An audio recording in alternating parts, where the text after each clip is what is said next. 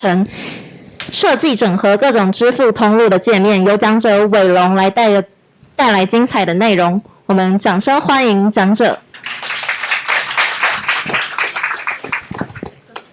Okay. So, okay. Hi there. I'm very glad to have this talk with you guys. So, the topic is about design a unified API interface, and we will look at the example of an open source project called Active Merchant. And I'm Willon, and here's the links from my GitHub and LinkedIn. So, feel free to follow me, and let's start the presentation. So, this is the outline. And you can see there's a scan me. If you want to scan that, you can have the PDF link in your phone or on your laptop. But okay, just come to the outline. So here I'm going to introduce you about a unified API examples of Active Merchant, and I will talk about 3 key components of this open source project. So the key 3 components. First is a global configuration, and I will cover about credit cards and the gateways. And finally, we'll go to talk about benefits of unified API and the challenges. So, come to the definitions. What is the unified API? A unified API, you can imagine, is an additional layer of the abstraction. So, on the top of it, you have an interface, and underneath you have a lot of different API providers provide you to connect different APIs so you can enrich your service. So, like for example, we have maybe you integrate with some unified API like PayPal, Stripe. They are very good examples. And today we are talking about its Active Merchant. This is a unified API to access dozens of different payment gateways. This is a Ruby gem. If you want to use this gem, you can check out this website, and it teaches you how to put some source code, put some code on your applications. And let's talk about payment gateway, because this is our core features in this topic. So payment gateway, you can imagine in your e-commerce website, you have customers come to your website and they want to buy some products from your website. So when they choose a product and they might see a payment form, then they subscribe the payment form. The information will contact the payment gateways, which is here, and it could be PayPal or Stripe, and then PayPal or Stripe will bring these information to the payment processor, and the payment processor will go to the bank to try to against the credit card or other payment methods. Then the bank will respond to the payment processor, and payment processor will bring that response to your payment gateway, and finally come back to your e-commerce website. So this is the whole process of how payment gateway works. So let's look at some example about Active Merchant. So here's the source code you can find in their README in their project. So basically, it's like you start to require their list stream, and then you can set up a task. You can set up a mode. This is for example, you want to test this gateway, so you can set out the mode to set. I want to test, so you put a symbol test. Then you create a gateway object by giving the credentials, set amount, and next you want to create a credit card object. And credit object will have some information, maybe from your e-commerce website when your customers submit the payment information. Then after that, you will check if this credit card is valid. It's validate. If it's validate, that means there is no error. After it returns the hash object, and then you will use that gateway to call the purchase methods, and purchase method will need 2 params. Then you get the response. When the response success, and you print out the successful information. If don't, you raise an error. But this is overall to for me to explain you these code example. And now we're going to look deeper inside what's like active merchant behind the scenes. So I will just split this code line by line and introduce you these 3 important components. So the first is global configuration. So what is the global configuration? The global configuration is where we try to set in very high level, where we try to create a high level settings here. So for example, imagine you have you want to test a gateway by using a test environment. So how can this happen? We can come to this example. Here is a test gateway class, and inside this test gateway class there is a method called base URL, and you have 2 URL string. So first is live URL. It's like a URL you can connect to the real production environment. Test URL is you can go to the sandbox environment. And in our case, we want to test the gateway, so we hope this test method can be true. But this test method might come from gateway, and gateway has the base module, has a test method. So you come to, in Active Merchant, there is a base .rb file, and this is a module, and it's here you can find there's a test method. But overall, how does this mode variable come from? It's come from in your app settings. So basically, in your app you will set like base mode to be test. So as you set up at here, it will make this method to be true. Then finally, in your in the test gateway, in base URL method, you can use the test URL to test your gateway integration. So let's recap about what is global configuration.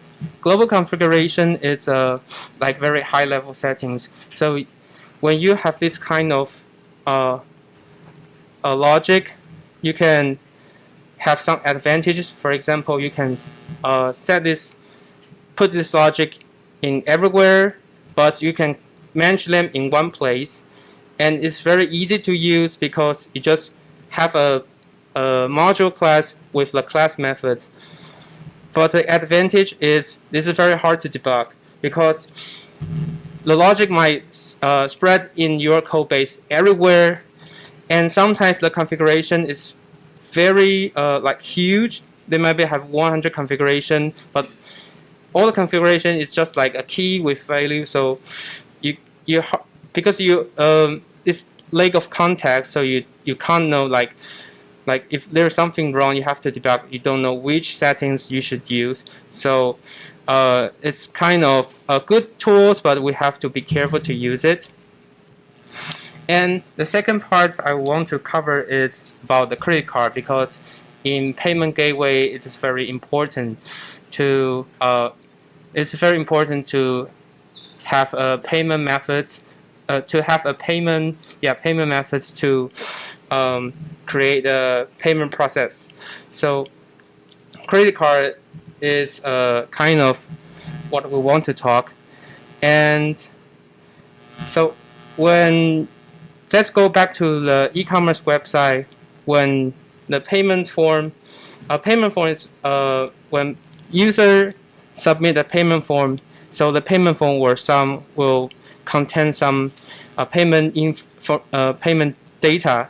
So maybe you see this form, you can imagine what kind of payment data will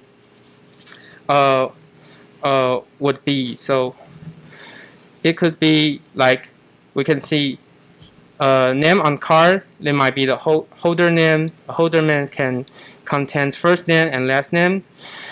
It should have a card number. It should have expiration date, and it should have CVV value from the credit card. So after now we know we have this kind of data, and then we have to know how does active merchant use this data to create a credit card object. So the line 12 to 18 is from the app example, and you see in credit card class we provide these list of hash with first name, last name, number, month, year, and verification value. Then to create an object, we need to run the initialize method. However, there's no method in this credit card class. And so how come?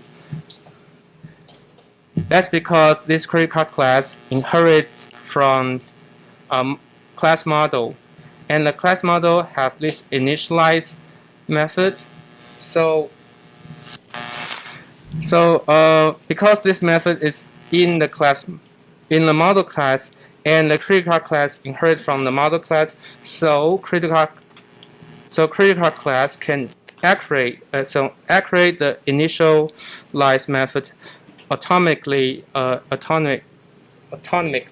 and it can normalize the data at the same time, and this is very powerful way to create the object. And also in credit card object we have to validate credit card, right? So let's see how does active merchant run this validate method. In the credit card class, there's a validate method, and it has an error hash method. So inside the error hash method, they just check each element attributes and see if there are they might lack of this month data or year data or expired. If so, they just append these array into arrows and return to error hash. But where is the error hash? The error hash is in the model class.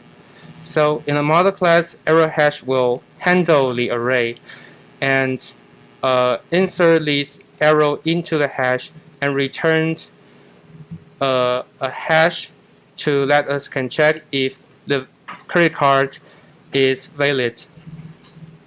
And I think this is also very useful way we can another example, we can centralize our logic in the class method through the inheritance mechanisms. And the third step is sometimes we do input data and normalize data. Second step, we start to validate credit card. The third step is, can we get the credit card info? And the answer is yes, because most credit cards, because in most class we have a lot of helper methods, can support us to have some extra logic to help us to complete something. So for example, in credit card class, there's a module called credit card methods and display number. So if we want to call this display number, it has to use a class method called mask. So we look at the mask. We see the module plays a supporting role for credit card class because it provides helper methods for credit cards and makes the class less coupled with a lot of methods. So here we see the example how can we encapsulate different domains in the module, and use this to include in our credit card class. So I think overall, we look at the credit card class and the model class. We see how the inheritance mechanism help the credit card can acquire methods autonomically and easy way to use them.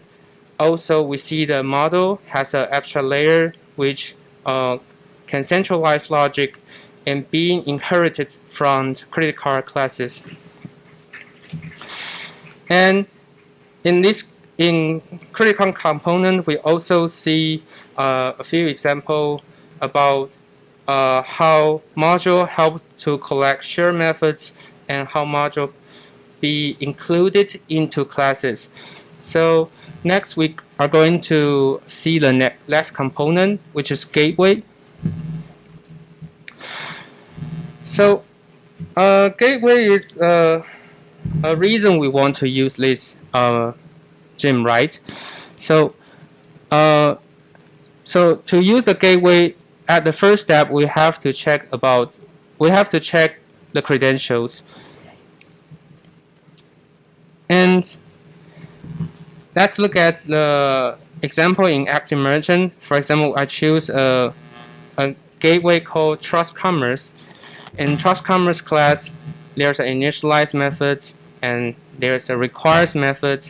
Requires method accept an option with accept the option with keys. These keys is a checklist to see if the options include these. To see the option have the key include in the checklist. So during the initialization, we can do the params checking with a great approach like this to prevent wrong setup in the gateway. And the idea of the param checking is quite simple, right? So you have the params, and you have hash is our options in requires, and you check each options. You check each params have this option inside. If there's no, then you return the exceptions to say, oh, you're missing some parameters. If there's everything is matched, then you can create your an instant variable which is options. And second, the second step is to prepare payment params. So when we check the credit card is validated, then we can run our gateway object to call the purchase method. So I wanna to do three things in the purchase method. So the first thing, there are two params. So one is amount, and the second is credit card. The amount will be money in purchase, and the credit card will be payment. So let's see how to do the purchase. At purchase, it accepts two params, and we can see that in line 33 and 35 are the process of preparing payments. So just at here, at first we have the post is a hash, and we start to collect some information, like we add invoice, we add payment methods, and this is the process we prepare payment. And then once we prepare all the payment information we need, we can go to sending this payment to the gateway. So the data has been prepared, and next we requires payment against user's credit card. So in these steps, we need to use commit this method, and commit have a sales, which is an options might be described in the gateways document, and the post is the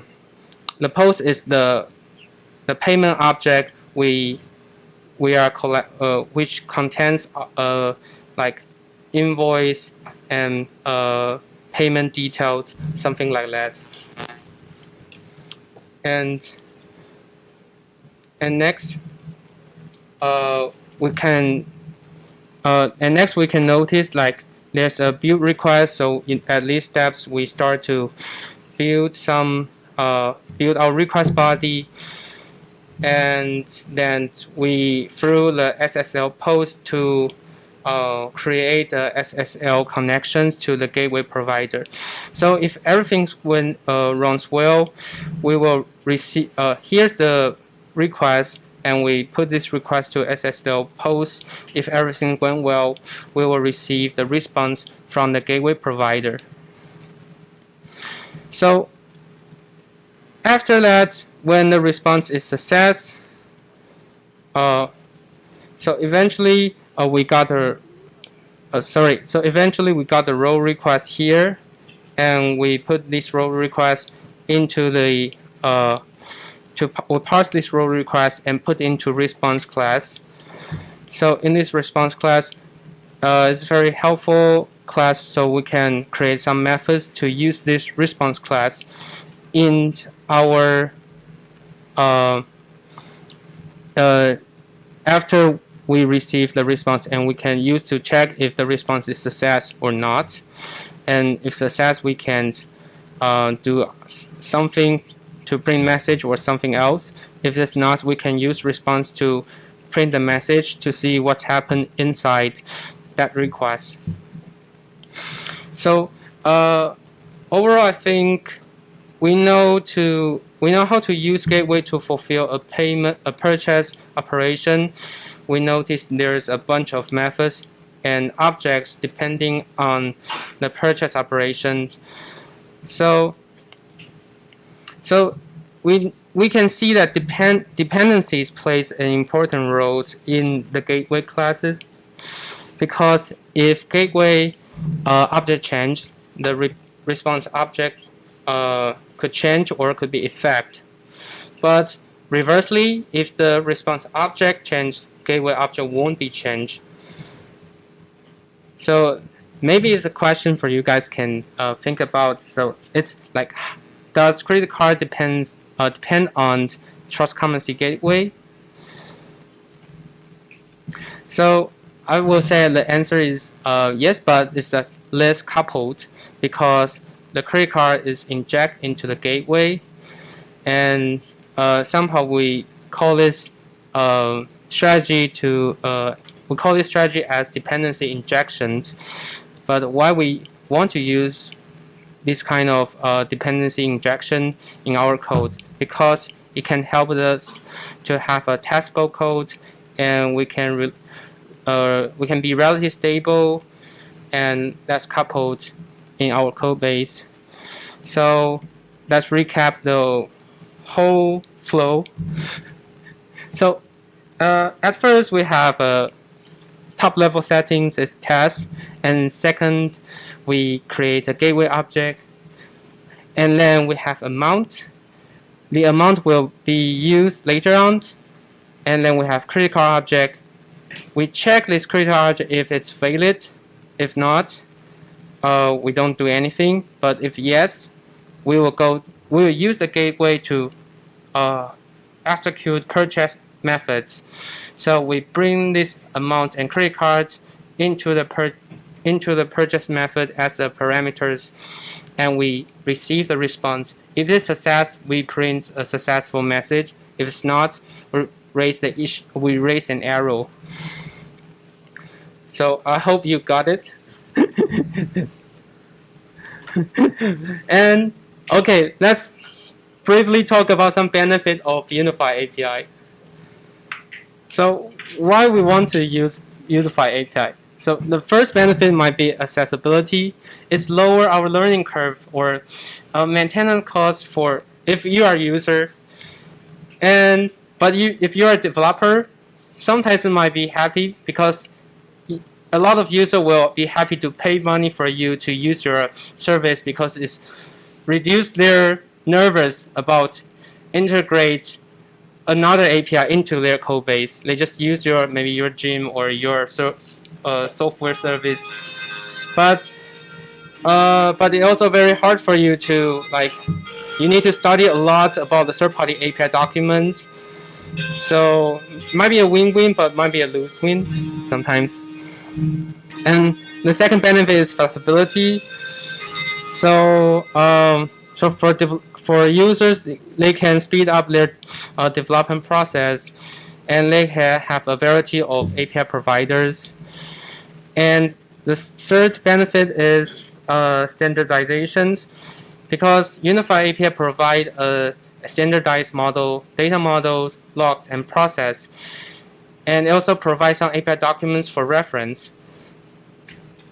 And the challenges of Unified API would be latency, because we know network sometimes cause a lot of issues. So network brings latency for user and for API developers, and somehow we're adding an extra endpoint. Maybe it's an accessory, but this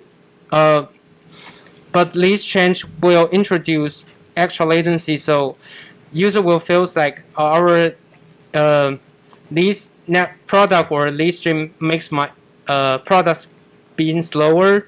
They will get angry. And another challenge is about normalization. So it's very hard to centralize log from different API providers, and it's very difficult to translate something like a data model from different gateways or error codes or error message. And also different API providers provide you different response. Like some they use JSON, some they use XML, and some they use HTTP tags. And the third challenge is reliability. You have to make sure the service status keep upgrade, because you create your unified API, but your API provider also improve their API. So regularly upgrade and deprecate your API is necessary, and you also have to be aware of version control and release notes, or otherwise your users will be very angry if your API is broken because you didn't upgrade your API. And finally is the security. So security is I think it's hard to say, but there's a lot of issues here, like authentication and authorization. Also, how to manage the sensitive data will be an issue if you want to create a unified API. And okay, so that's all for the presentation. Do you have any questions?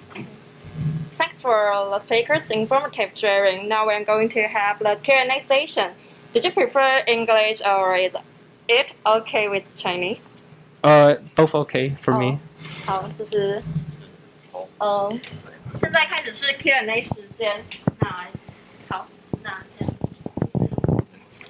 Say you have the unified API provided, but is there the effective way to test these in your implementations? Say your trust commerce gateway have maybe a couple dozen implementations. How do you test them effectively?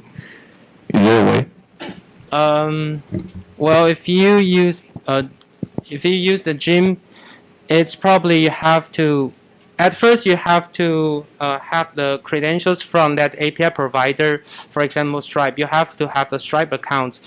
So you can put that credentials maybe in somewhere, and just like so at here you have to change the mode to test and look at the Stripe what credential they want to use. So for example, you have to provide login passwords or merchant ID, something else. And to use the gym, it's very easy to help you to test the API. But if you create by yourself, it's very depends on maybe the architecture you have. So but it's easy. Like it's not so easy because also you have to notice some API provider they don't provide sandbox environment. So I think it's kind of like trade-off if your service rely on the third-party API. I'm sorry, I should have rephrased my question. Like, how do you do this in automated tests? Okay. Yeah, like if there's every one of the classes, like every one of them has some customized implementations versus the unified API you inherited, like how to test them effectively in unit tests, like say in RSpec or mini test. You can use like I think in my case I will have to test the API manually, maybe use Postman to get the response, and then I will stop that API I will stop the API response, so I can make sure like if I'm create a unit test, so this unit test will prove like if we can get this response, then what's next in our logic.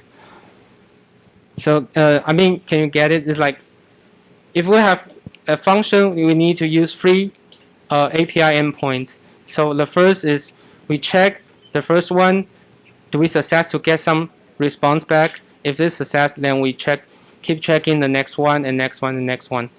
Or you can use VCR to record the request and response you want.